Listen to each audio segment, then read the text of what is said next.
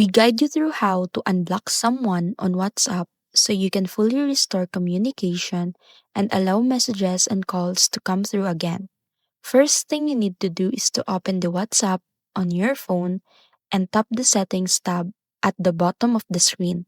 Next, go to Privacy, then scroll down and tap Block Contacts, where you'll see a complete list of every number you've ever blocked.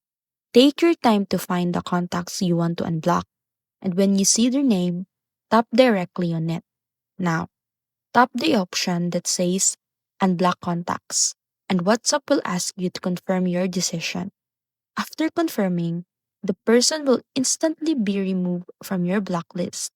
Once unblocked, they can immediately send you messages, call you on WhatsApp, and view your profile photo, status, and last seen depending on your privacy settings. To double check that it worked, you can go back to your chat list, search their name, open the conversation to make sure everything is restored.